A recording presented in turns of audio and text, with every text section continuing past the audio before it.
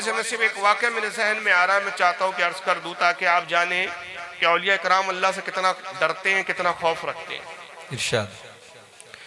حافظ شیرازی رحمت اللہ تعالیٰ علیہ کا نام آپ نے سنا ہوگا، بہت مشہور و معروف بزرگ بھی ہیں اور بہت مشہور شاعر بھی ہیں۔ گلستہ وغیرہ ان کی فارسی زبان میں ایسی نایاب کتابیں ہیں جو بہت سارے مدارس میں، اب کچھ مدارسوں میں نہیں ہے، اکثر مدارسوں میں نصاب میں داخل ہے۔ حضرت خواجہ غریب نواز رضی اللہ تعالیٰ عنہ کے ہم عصر ہیں۔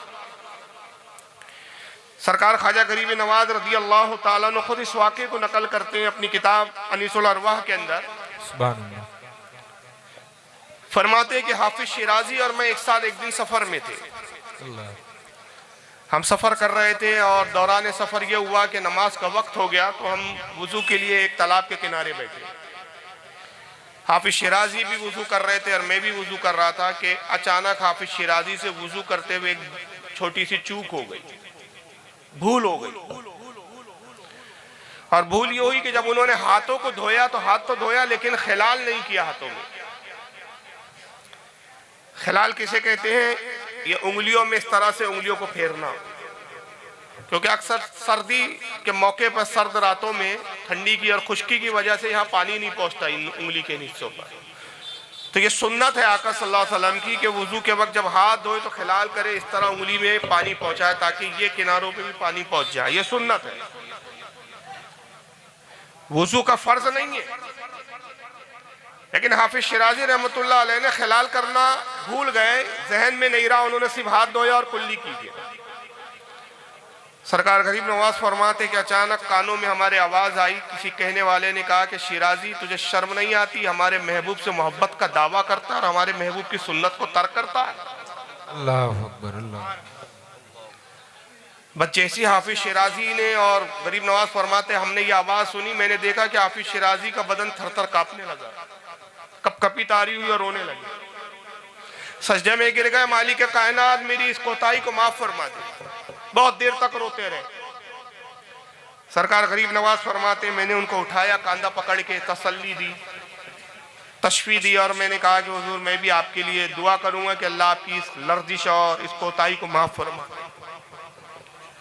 فرماتے ہیں کہ وہ روتے ہی رہے، سفر چلتا رہا، لیکن جب وقت ملتا وہ روتے رہتے اور بار بار یہی کہتے اللہ وہ کوتاہی کو، غلطی کو معاف فرما دے۔ بہرحال سفر ختم ہوا اور ایک دوسرے سے جدا ہو گئے۔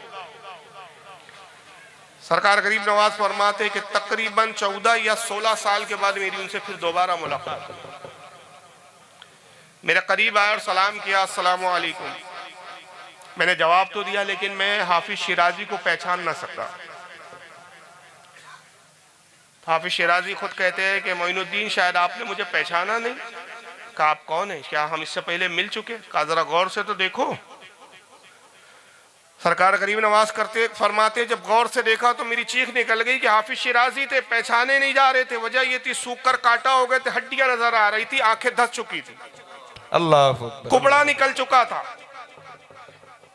اور سر زمین پہ لگا ہوا تھا، گویا کہ اس عالم میں اٹھتے بیٹھتے تھے جیسے رکوع کی ہی حالت میں ہو۔ میں نے کہا حافظ شیرازی کیا کوئی مرض ہے؟ کسی مرض میں آپ مبتلا ہے کہ جس نے آپ کی یہ کیفیت کر دی ہے؟ فرمایا معین الدین نہیں، یہ مرض نہیں ہے، آپ کو یاد ہے اس سے پہلے جو ہماری ملاقات ہوئی تھی میں اور آپ ساتھ میں تھے، سفر میں تھے، وضو کے لیے تالاب کے کنارے بیٹھے اور میں خلال کرنا بھول گیا تھا، کانوں میں ایک آواز آئی تھی۔ کہا ہاں مجھے اچھے سے یاد ہے۔ کہا معین الدین آپ سے بس جدا ہوا، وہ تاریخ ہے اور آج کی تاریخ ہے، میں نے خوف الہی کے سبب آسمان پہ نگاہ اٹھا کر نہیں دیکھی، نیچے کیے ہوئے چلتا ہوں اور اس بات سے فکر مند ہوں قیامت کے دن اللہ تعالیٰ اس ایک خلال ایک سنت کے چھوڑنے پر سوال کریں گا تو میں رب کو کیا جواب دوں گا؟ اللہ اکبر اللہ اکبر اللہ۔ بس اسی فکر میں گھلا جا رہا ہوں۔ اللہ اکبر۔ سبسکرائب کریں قادری رضا اسلامک چینل کو، لائک کریں، شیئر کریں۔